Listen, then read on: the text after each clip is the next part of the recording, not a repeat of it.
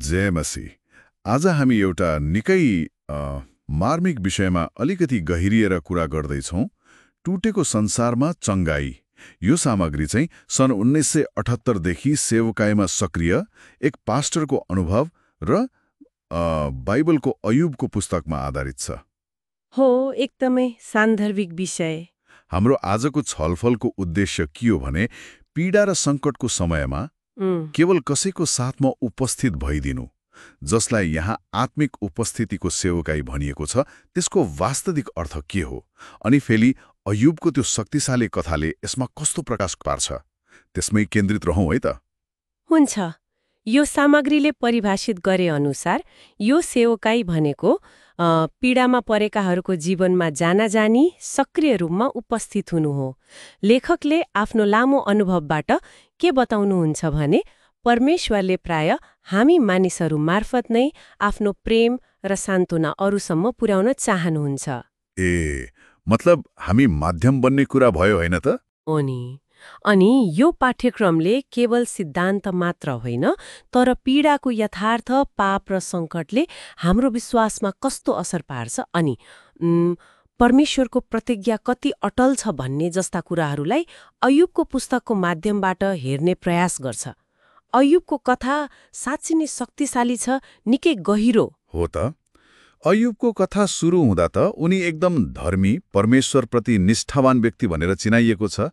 तर त्यहाँ शैतान, जसको हिब्रू अर्थ नै विरोधी हुन्छ, उसले परमेश्वरलाई चुनौती दिन्छ। त्यो चुनौती नै कस्तो भने के अयुबले तपाईँलाई त्यसै मान्छन् र फाइदा नभए पनि मान्लान् र? निकै गम्भीर प्रश्न। अनि जब अयुबले सबै थोक गुमाउँछन्, छोराछोरी, सम्पत्ति, त्यति बेला पनि उनले भनेको कुराले झस्काउँछ। प्रभुले दिनुभयो, प्रभुले लिनुभयो, प्रभुको नाम धन्य होस्। यस्तो अवस्थामा पनि पाप गरेनन्, परमेश्वरलाई दोष दिएनन् भनिएको छ। उनको अवस्था एकदमै निराशाजनक बन्छ। अनि ठिक त्यही बेला उनका 3 साथीहरू एल्कियाज, बिल्दद र जोफर देखा पर्छन्। ती साथीहरू, उनीहरू आएर सुरुमा त 7 दिन केही नबोली बसे होइन? त्यो सायद राम्रै गरे कि? हो, त्यो मौनता सायद सबैभन्दा ठूलो सान्त्वना थियो होला सुरुमा। तर जब उनीहरू बोल्न थाले, उनीहरूका कुराले त अयुबलाई झन पीडा थप्यो जस्तो लाग्छ। उनीहरू सबैको निचोड एउटै थियो, अयुब, तिमीले पक्कै केही गोप्य पाप गर्यौ, नत्र यस्तो दुःख किन आउँथ्यो? त्यही त। एल्कियाज भन्छन् धर्मी मान्छेले यस्तो दुःख भोग्दैन। बिल्दतले त झन् सायद तिम्रा छोराछोरीले पाप गरे कि भन्नेसम्म भन्छन्। अनि जोफरलाई त अयुबले पाएको दुःख कम भयो जस्तो लाग्छ। कस्तो सान्त्वना होला यो! सबैले पाप स्वीकार गर भनेर दबाब दिइरहेका छन्। वास्तवमा उनीहरूले एउटा एकदमै प्रचलित तर अलि सरल सोचाइ लागू गर्न खोजेका थिए। राम्रो गर्यो राम्रो हुन्छ, नराम्रो गर्यो नराम्रो हुन्छ। तर अयुबको पुस्तकको सबैभन्दा चकित पार्ने कुरा के हो भने अन्त्यमा परमेश्वरले अयुबलाई होइन, तिनै साथीहरूलाई पो हप्काउनुहुन्छ। हो नि, उहाँले भन्नुहुन्छ, तिमीहरूले मेरो बारेमा ठिक कुरा बोलेनौ जसरी मेरो दास अयुबले बोल्यो। यसले के देखाउँछ भने बाइबल आफैले पनि दुःख र व्यक्तिगत पाप बीच सधैँ सोझो सम्बन्ध हुन्छ भन्ने विचारलाई चुनौती दिन्छ।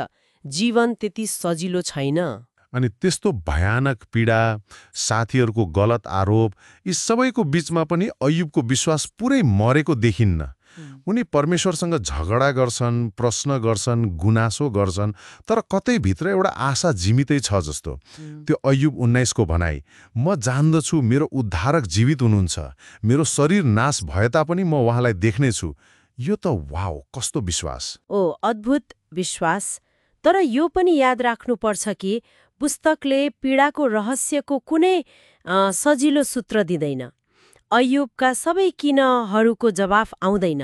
तर यसले के सिकाउँछ भने जस्तो सुकै अवस्थामा पनि परमेश्वरलाई आफ्नो शत्रु नठान्नु। खास विरोधी त शैतान हो, जसलाई पछि प्रकाशको पुस्तकमा पुरानो सर्प पनि भनिएको छ। दुःखको कारण जे भए पनि परमेश्वर हाम्रो विरुद्धमा हुनुहुन्न भन्ने कुरा चाहिँ महत्त्वपूर्ण भयो। एकदम। अनि येशूले क्रुसमा बोल्नु भएको त्यो चित्कार, हे मेरो परमेश्वर, तपाईँले मलाई किन त्याग्नुभयो, यसले त परमेश्वर आफै मानव दुःखको त्यो गहिरो अनुभवमा सहभागी हुनुभयो भन्ने देखाउँछ नि, होइन र? हो नि। त्यो कुनै अभिनय थिएन, त्यो त वास्तविक पीडा, वास्तविक परित्यागको अनुभव थियो। र यहीँनेर हामी त्यो आत्मिक उपस्थितिको सेवकाईको महत्त्वमा आइपुग्छौं। लेखकले भन्नुभए जस्तै हामी पीडामा परेकाहरूको माझमा इम्मानुएल अर्थात् परमेश्वर हामीसँग हुनुहुन्छ भन्ने सत्यताको जीवित प्रमाण बन्नुपर्छ। जसरी भजन 42मा हरिणले पानीको खोला चाहन्छ, त्यसरी नै दुखित आत्माले परमेश्वरको सान्त्वनादायी उपस्थितिको तृष्णा गर्छ र कहिलेकाहीँ हाम्रो उपस्थिति नै त्यो तिर्खा मेटाउने माध्यम बन्न सक्छ। त्यसो भए आजको यो गहिरो छलफलबाट हामीले के सिक्न सक्छौं त? दुःख जीवनको यथार्थ हो, तर त्यसप्रति हाम्रो प्रतिक्रिया, परमेश्वरमाथिको हाम्रो भरोसा र अरूको दुःखमा हामी कसरी सहभागी हुन्छौं भन्ने कुराले ठूलो अर्थ राख्छ। अय्योबको कथाले सजिलो जवाब त दिँदैन, तर विश्वासको जटिलता र परमेश्वरको रहस्यमय तर भरपर्दो योजनाबारे गहिरो अन्तर्दृष्टि दिन्छ। हो, अनि सबैभन्दा महत्त्वपूर्ण कुरा, यो उपस्थितिको सेवकाई पास्टरहरू वा अगुवाहरूको लागि मात्र होइन।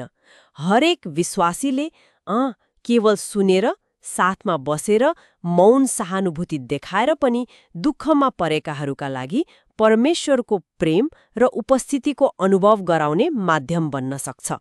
यो एकदमै साधारण तर शक्तिशाली काम हो। आजलाई यति नै गरौँ होला। अब श्रोताहरूले आफैलाई सोध्न सक्नुहुन्छ, मेरो आफ्नो जीवनमा वा अरू कसैको जीवनमा आएको गहिरो पीडाको घडीमा म कसरी परमेश्वर हामीसँग हुनुहुन्छ भन्ने सन्देशलाई केवल शब्दले मात्र होइन, तर आफ्नो उपस्थितिले नै जीवित पार्न सक्छु। जय मसीह।